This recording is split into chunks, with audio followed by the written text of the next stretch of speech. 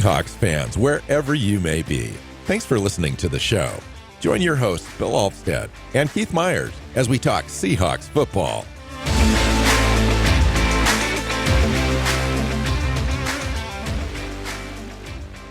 Hey, hi, Seahawks fans. Welcome back to another episode of the Seahawks Playbook podcast. I'm your host, Bill Alvstad, sitting down with co-host Keith Myers here to talk Seahawks football.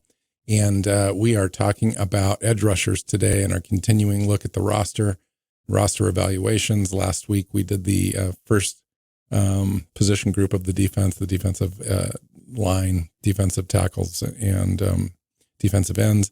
Today, it's just edge rushers. Keith, how you doing, man? I'm doing good. The weather's getting nice and it's starting to feel more and more like summer here. And, summer in the Pacific Northwest, you just can't beat it. So, the more it feels like summer here, the better. Yeah, no doubt. Yeah, this is going to be a fun little conversation, because I don't know that we necessarily got any better. I mean, we really probably didn't, in that we really didn't bring anybody on that's going to have a significant impact on the rotations. But just getting Uchenna Nwasu back, beyond 5 games, seems like a win. And then you combine that with the other moves we've made on the defensive line. I think overall, when you combine the two groups, we've got a chance to be better, significantly better. And then you add in all of the coaching changes, and I'm pretty optimistic about this group. What do you think? I am too. I guess I was more optimistic about it last year, going into last year. And it's the same guy. So I don't understand why I'm not more optimistic this year, but I think maybe it's just because last year was kind of disappointing, just in a lot of different ways. And so I'm more kind of wait and see, but at the same time, one of the things that I had thought about just going into this conversation, Bill, would you say that this is the, strongest position group on the defense, or would you say cornerback? Yeah. Oh man, Keith, I think that I would have, just looking at the group prior to the draft. And then when you take a look at the defensive line, the defensive tackle, defensive end group combined with Jerron Reed and Jonathan Hankins and Dre Jones, Leonard Williams, then you add Byron Murphy, obviously, and Mike Morris hasn't really come on. You could make a serious argument that this is the best position group, maybe not just edge by themselves, but combined or potentially just defensive end and defensive tackle group is the best. Now, obviously, cornerback with Devin Witherspoon, and if Tariq Woolen reaches his pinnacle, you got Michael Jackson there, Trey Brown, a couple other guys we drafted. That group's really, really strong. No question. But defensive tackle, defensive end now is, to me, right where it should be in this defense. And that is the premier group out of the bunch. What about the outside linebackers that we're talking about today? Like, where do you put them in this? I'm saying I don't think that they rise up to the same level as the defensive tackles, defensive end group to me. I mean, let's talk about it. You've got Uchenna Nwasu. Boye Mafe's coming on for sure. They had 9.5 sacks last year. Uchenna Nwasu had 9.5 the year prior before he got hurt. So there you go. You've got close to 20 sacks right there. And then Derek Hall, don't really know, and we can talk about him in greater detail, Keith, but don't really know what we've got in Derek Hall as far as a pass rusher is concerned, or defending the run. I didn't think he did either very well last year, but given the situation with the coaching, I'm just not exactly sure what to make of that. And we can talk about that. And then Darrell Taylor, he had 9.5 sacks in 2022, 5.5 sacks last year, kind of came on towards the end of the year. This year, he signed a 1-year, $3 million contract with only $20,000 guaranteed, which means they can cut him at any time, and it's no skin off their back. And after that, you've just got a couple guys. So to me, this is not the strength of this defense. In fact, I worry about it just a little bit, especially if Darrell Taylor doesn't come through. What if Derek Taylor is a wash? I don't know yet for sure if he's locked in to having, a 7-sack season, or a guy that's able to set the edge and stop the run effectively. He hasn't shown any of that. And so to me, it's just Nwosu and Mafe and some guys. So am I wrong in thinking that, or do you see it a different way completely? I actually think this is a strength, in part because Nwosu and Mafe are legit. And, Darrell Taylor is a guy that had 9.5 sacks in 8 games. Not last season, but the season before. And that was with the defensive coaching staff that wasn't using him in any way that made sense. Now we shouldn't have that problem. And that's not even mentioning Hall. And Hall is one of those guys that athletically is extremely gifted, needs True. coaching, needs a chance to develop. He's basically Boye Mafe, but a year behind. He should be making that huge jump this year. I think you're looking at having just those 4 guys. You should have 4 legit pass rushers coming off the edge, which means you can rotate them and keep them fresh and have some depth if somebody gets hurt, which they didn't. I get it's the same 4 guys, but Hall didn't do much because same reason Boye Mafe didn't do much the year before. That just rookie struggles and that kind of stuff. And I think you get more out of Darrell Taylor. You get Derek Hall actually taking that step forward, and the other 2 guys just being themselves and being really good. I think you got depth and talent. This is a strength of the defense. I will give you this in that the prior coaching staff, misused nearly every player in the defense at some point in some level of competency last year. And I thought the entire unit underperformed. And then you take a look at pressures and so forth. And we were just kind of middle of the road, especially after Nwosu went out. I think the whole thing just kind of got screwed up. And Mafe was the best player out of the bunch. And he had a pretty decent year.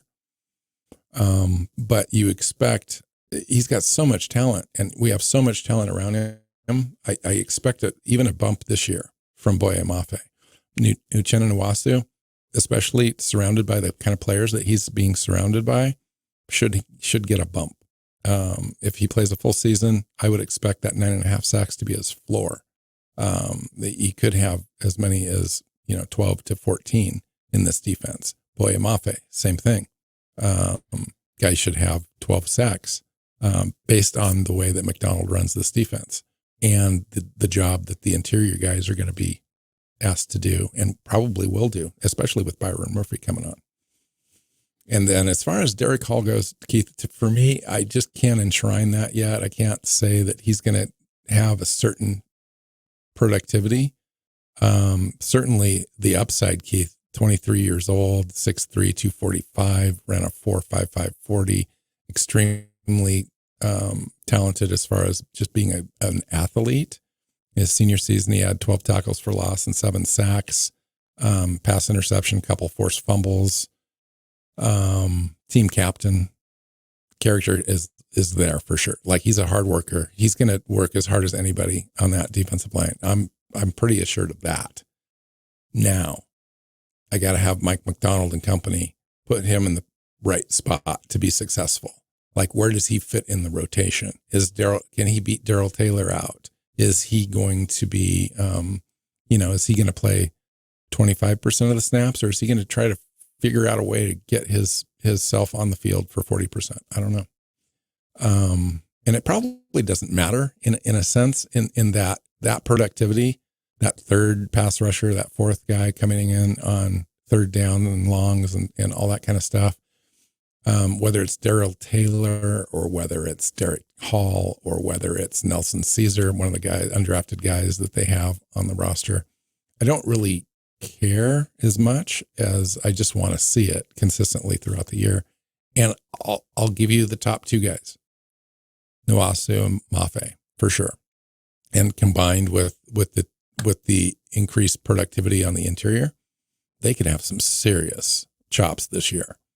But beyond that, I'm not sold on the idea that we have the players that we should have for depth. But that's just me. No, I hear you. I don't agree, but I hear you.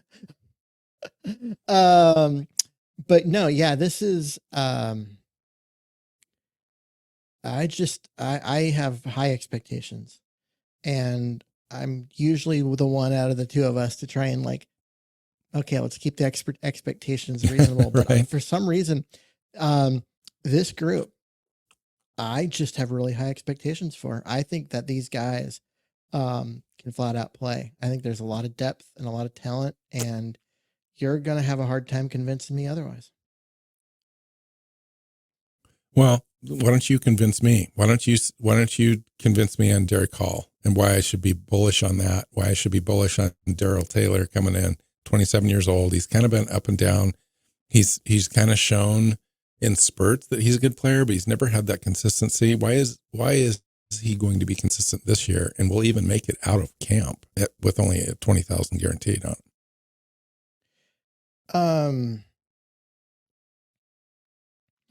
Well, the reason why I think so is, one, because he's cheap.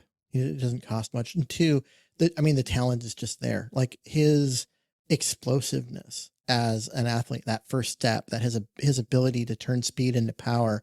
The reason why he got 9.5 sacks in 8 games a season ago, not last year, but like the year before. And I think you stop taking a guy like that and making him cover and making him play slow and fill lanes, and you let him attack, and great things are going to happen. Like we saw it down the stretch of that 2022 season. He led the team in sacks. Had the same number as Nuasu, and Nuasu's were spread out over, the full season. Darrell Taylor didn't really play much in the first half of the year, or didn't really do much. I guess he played some, but they were just using him all sorts of stupid. And then once they started letting him attack, boom, like he had 9.5, and which was the same as Nuasu had the whole year. The guy is an athlete, and he's explosive. I think his lack of production has everything to do with Clint Hurt and that defense. And I think that it's going to be different under McDonald, just given his track record and given what we've seen. A couple things. So I completely agree with you on his contract. He's cheap. Even if he makes his full contract, he's still 3.1. If you get 9 sacks out of a player that's making $3 million a year, that's a pretty good deal.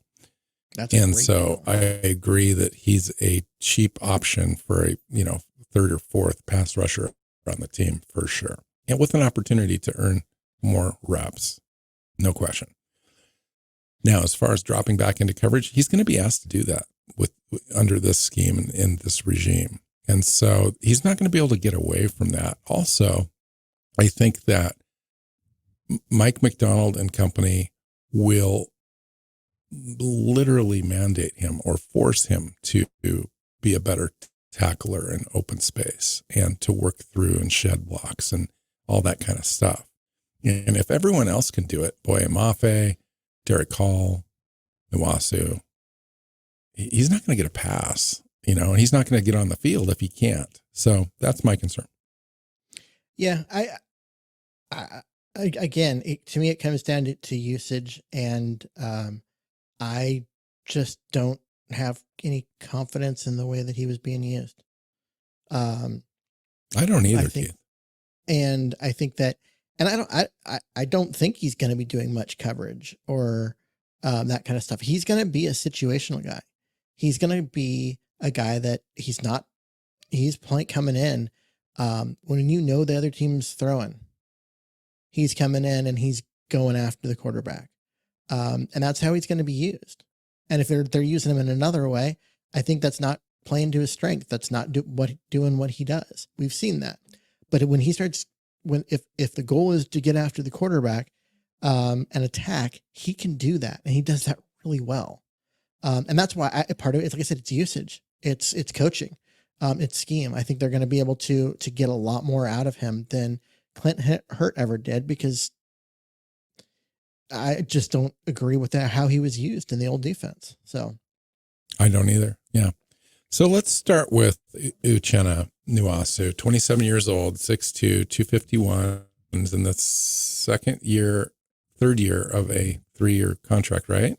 Is this his contract year? I'd have to go look for sure. So he signed an extension. He signed again. He signed an extension. That's right. So he's good for like 3 more years. So in 2022, he had 66 combined tackles, 9.5 sacks.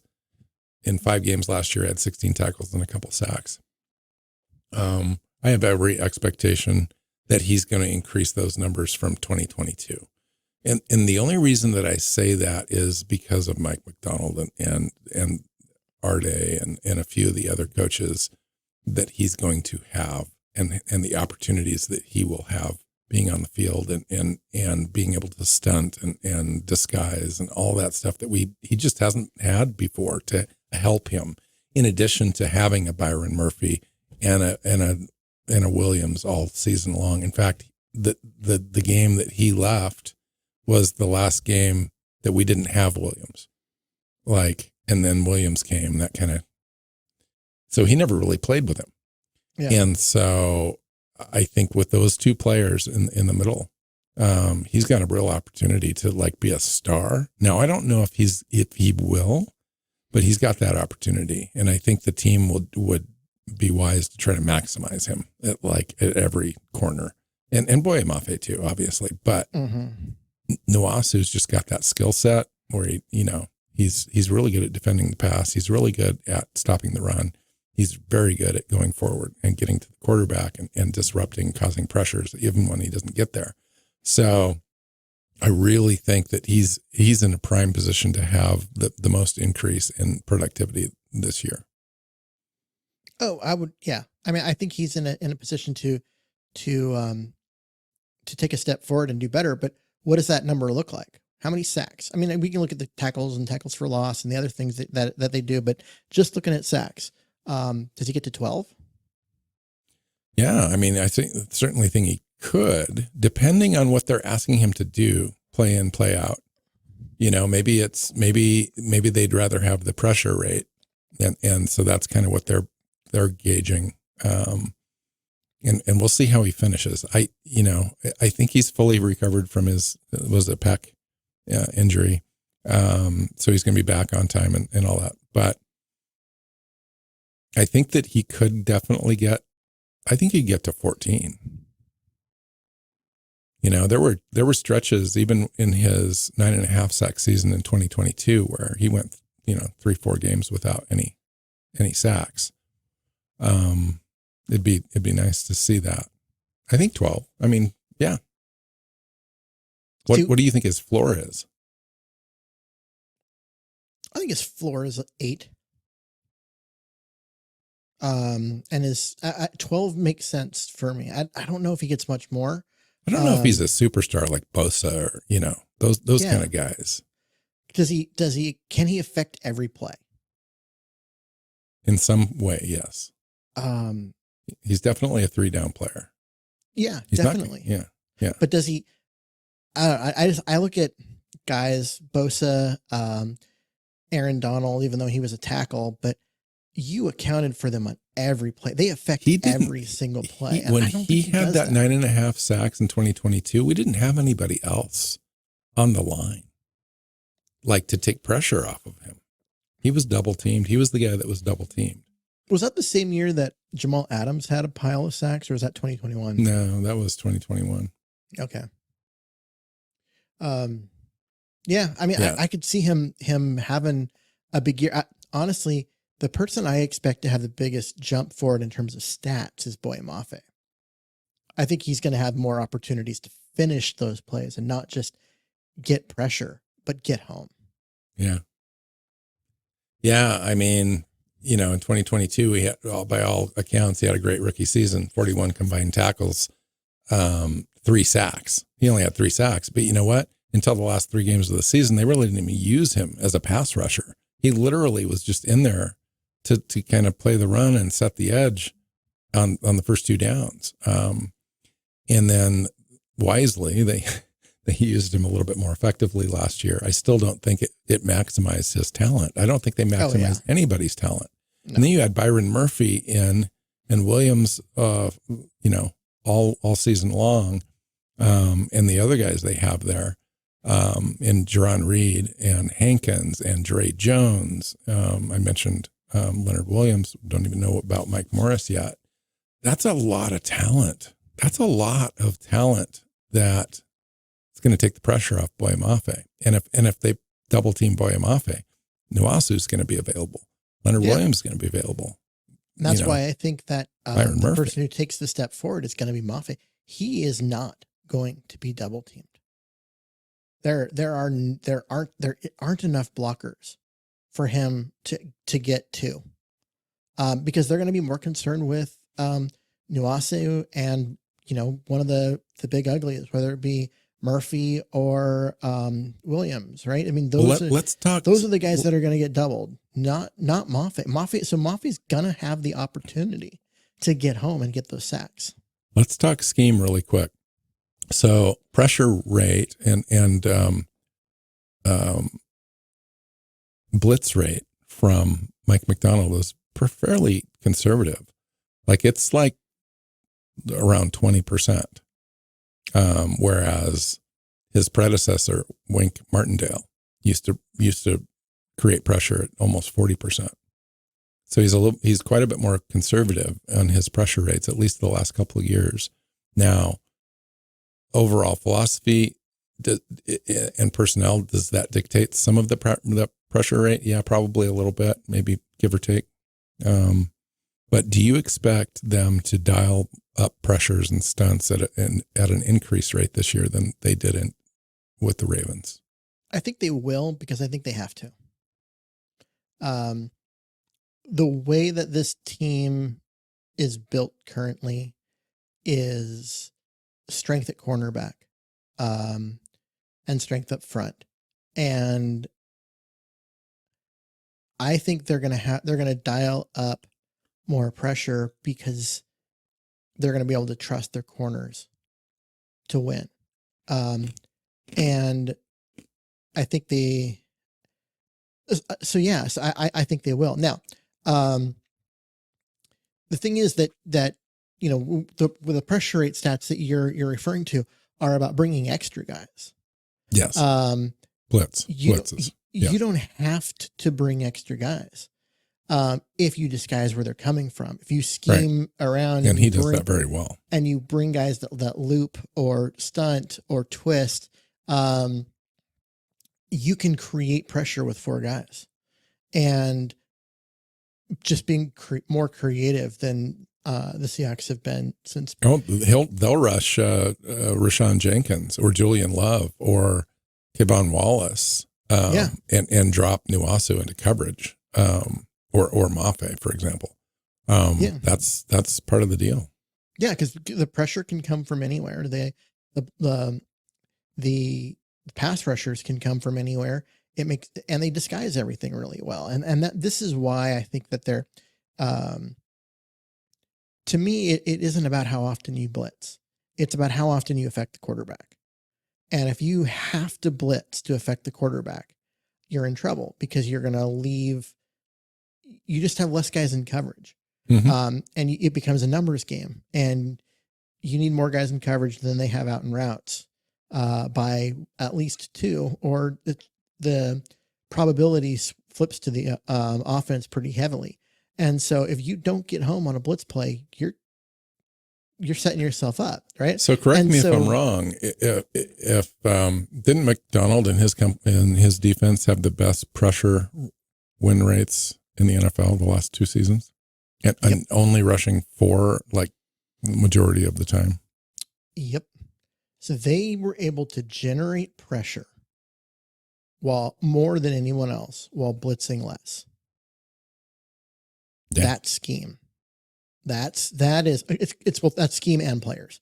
Now they had some really good players in Baltimore, but there's some really damn good players on in the group that we're talking about and the people in front of them on this roster. Yes. They're going to be able to generate. They're going to be able to generate pressure without bringing extra people. But they also, what they didn't really have in Baltimore that they have here in Seattle is a really deep cornerback room where you can go and you can put it, and you have no fear of putting Devin Witherspoon one-on-one on anybody. Mm-hmm. Tariq Woolen, he's not getting beat deep. He's just got too much speed. Right. And so you can put him one-on-one on someone. You can be okay with that and go ahead and send that extra person because your corners are so good. And the safeties are good. I mean, Julian Love's no slouch in coverage. Saw him really come on. I mean, he struggled a little bit last year at the beginning of the season, but I blame that a lot. Early on. Now that I'm looking at it though, Keith, I mean, some of that's got to be coaching and just being out of position and all that kind of stuff. And, and Diggs, he was kind of, he was the same like 3 years running, where the first half of the season, he was always seeming to be out of position or covering for somebody else that was out of position or whatever. Mm-hmm. But Julian Love really kind of came on coverage. And then Jenkins is really solid. Kayvon Wallace is more of they talked about Kayvon Wallace being multiple. I mean, that he can play in the back as well as come up. I think he does a better job being around the box, and then Jarek Reed and Kobe Bryant kind of round that out. So I think that between those corners and safeties, you're right. I'm kind of excited. Like the more research I've done on the defense and the layers that we're putting together by going through the evaluation stuff here, there's a lot to be excited about with the right scheme, with the right coaching and all that stuff. I mean, we drastically underperformed our talent level last year. That's the thing. Is people are looking at the results and they're like, there's only so many changes, right? And they see the loss of Bobby Wagner, that's a downgrade. And the loss of the two big safeties, well, that's a downgrade. No. I love Bobby Wagner as much as anyone, but watching him try and run at this stage in his career, it hurts. He was getting beaten coverage all the time. Now they've got two linebackers that can fly around and are great in coverage. The two safeties that they cut, they were getting paid a lot because they were formerly stars, but they weren't playing like stars and they hadn't for years. Right.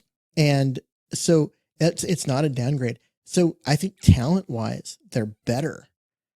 But they weren't talent starved last year, despite the fact that they were, 24th to 31st in every single statistical category. They were in that range. That was not a talent starved defense. That was a scheme starved defense where the coaches got the least possible out of everybody. And I agree. This is now we're looking at a coaching staff and a head coach / coordinator who is known for getting the most out of people, right? To always being innovative and figuring out ways to maximize people's production and their potential and those kind of things. We're looking at, even if they changed nothing, having a major improvement. But they did do upgrades. They got linebackers who could coverage. They got better on the defensive line. They got better at safety, in my opinion. They drafted two corners. Yeah. I mean, I know that I'm looking at this thing right now and I just know that by the time that I get to September, I'm literally going to talk myself into this being a top 10 defense. Because I can see it. I mean, I need to see the pieces in place. Because I've gone and watched tape and I've seen the linebackers in coverage, and I think these linebackers can cover. Like, these are some of the better cover linebackers I've seen in a while. But Yes. are they going to come up and stop the run like Bobby Wagner did? Right. And will they have to? Well, yeah, will they have to? But even, and at some point you have to. Yes, if they'll you're have to, obviously. If you're a middle linebacker, at some point you're going to have to. And nobody comes up and stops the run like Bobby Wagner did. But our defensive line was so leaky last year, they had to stop everything. That mean, between Brooks and Wagner, they had the most tackles in the NFL. Yeah. For a twosome. Yep. And that was the problem. But again, Wagner's really good at that. These guys are good in coverage. Can they come up and make the plays that Bobby Wagner made? Yeah.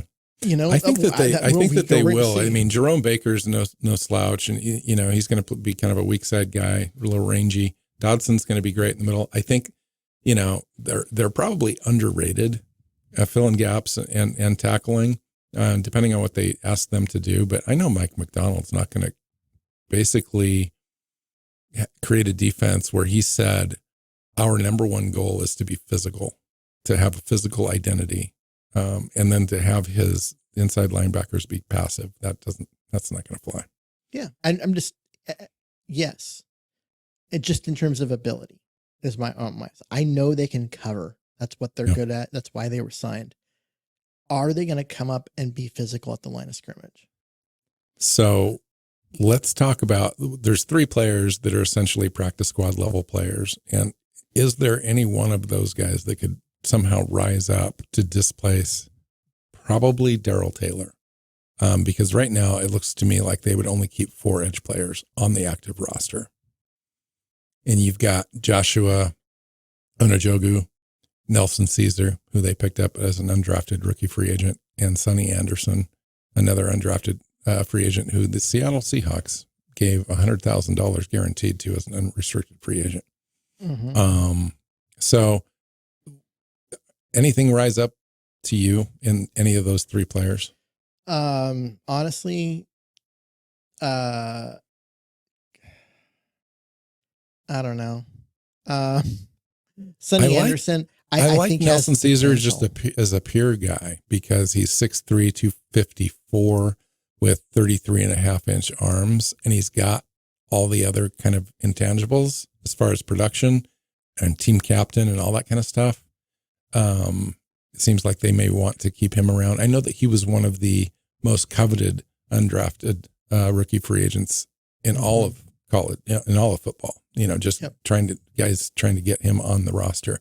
And then you mentioned Anderson. Yeah. 6'3", 239, a little undersized, kind of a tweener in a sense that. It's interesting. That's not what the coaches have Sonny Anderson listed as. No, it's not the coach, the Seahawks. On Seahawks.com, they have him as 6'4", 250. Yeah, I've got him as 6'3", 239. So it depends. I mean, if he's 240 versus 250, to me that makes a big difference. It does. Because those outside linebackers need to be a little bigger because they're against the run. They're essentially defensive ends, where they got to get out there and set the edge. It's the smaller guys tend to be in the middle. So yeah, I mean, I don't know. My notes on him, I had with him at 250. I'm thinking, this is someone you can work around, but Caesar, they've got Caesar listed at 6'3", 264, which is. Are you talking about .com? Yeah. Okay. I didn't get my information from them. So that would be interesting. I mean, if Caesar's, at the combine was 254, now he's 260. And then Anderson's 250. Mm-hmm. They basically had a mandate coming into the out of the draft that they needed to put on the weight, and they did. Yep, bulk up a little bit before you come in because we need. This is where we need you. I like both those guys. I think both of those guys could, or either of those guys could, make the roster. If there's any injury from the top 4, one of those 2 guys will make the roster. we might get, even if there's no injury and all the top 4 still make it, you could see one of those 2 guys make the roster as the 5th edge player. Depending on what they do, like inside linebacker or at safety. Yeah. It comes down to special teams and if they, how much of an impact they can make there. Honestly, as much as Unajogu has done, and he's been with the team now for a bit, I think we've seen that he's a special teams player and not really a defensive contributor. Right. But he's going to get a fresh start. Yeah, he is. So we'll see. He's also already 26. Correct. Which I was surprised he was that old. Yeah. And I will say this. The name of his college, his alma mater, his university that he came out of, is amazing. Farmingham State University. Yeah. Doesn't that just sound like a football powerhouse? Farmingham. Yeah. That's funny. Yeah. Nelson Caesar. I like Nelson Caesar. He's a little shorter. He's 33 and a half inch arms, long enough. But they call him a little squatty, a little shorter in stature, for the position. I don't know. Sonny Anderson, was really productive, in college last, 2 years. He had 110 total tackles, 24 tackles for loss, 12 sacks, 4 forced fumbles, 2 pass defended, and 1 block kick. I mean, that's a nice stat line for anybody. Mm-hmm. Yeah, fun group though. For me, I need to look at it in conjunction with the other defensive linemen, and that's where you get excited. It's like you kind of approached it a little different. You said maybe this is the best group out of all the individual position groups on the defense. I'm saying, well, not quite there, because it's just Uchenna Nwasu and Boye Mafe, and then some Darrell Taylor. You kind of have to figure out what you're going to get from that, and then Derek Hall, which is not yet proven. And then, but you add that to the Dre Jones, the Leonard Williams, the Mike Morris, the Jerron Reed, Cameron Young, Hankins, now Byron Murphy.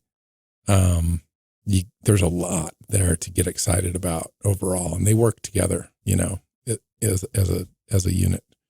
And I'm pretty excited about it, really. Cool. Anything else? No, I think that's a good place to end it. Yeah, I think so. I like that you're talking yourself into this defense being good, because it's good to know it's not just me, because I am talking myself into this defense being good. The more I look at this roster and the more I study it, the more I go, this was not a talent deficient defense last year. Yeah. There was talent there, and it got better. So it'll be interesting. So in a couple of weeks, we are recording a show with Dan Viennes of Forever Seahawks show. And we're going on his show. We're doing a roundtable, kind of a longer show, probably a live stream. And I'm sure this will come up as far as how we feel about the defense as a whole and how we kind of see it playing out. And man, we'll probably be done with our evaluations by then. We'll have a kind of complete look at this thing. And I can see it. I mean, I can really see it, this thing kind of coming together. It might not come together the first 3 or 4 weeks, depending on just how it all meshes. It may take some time, but man, I have a hard time seeing it not come together. I think down the stretch, this defense is going to be one that teams aren't going to want to see on their schedule. Well, and I can just envision too, this time next year, having gone through another draft, having really refined everything, fine-tuned things, and like honed it in to exactly what Mike McDonald needs in order for him to complete the process of building this thing in his image. Pretty exciting stuff. Because we're not that far away. Like you said, coming into this year, this is not void of talent. Yeah. So and we already know the offense has the skill position players to compete. Offensive line just remains the question mark. Mm-hmm. So, yeah, if that thing comes together and the defense plays well, I mean, this could be a good team. I know it could be a 10-win team, 11 wins. You could get into the playoffs. You maybe take a especially game with the schedule. Their schedule's really easy. Yeah. Fun stuff. All right, let's get out of here. Find Keith on Twitter at Myers NFL. You can find me at NW Seahawk. The show is Seahawks Playbook Podcast on your favorite podcast platform and our YouTube channel. And hit that subscribe button when you find it. So, and to talk to you guys later. And next show up is the middle linebacker spot. So something to look forward to. Talk to you soon. Bye. Go Hawks. Seahawks Playbook Podcast listeners, thanks for joining us for another edition of the show. You can find us on Twitter. Bill is at NW Seahawk, Keith is at Myers NFL, and the show is at Hawks Playbook. You can listen and subscribe to the show at SeahawksPlaybook.com.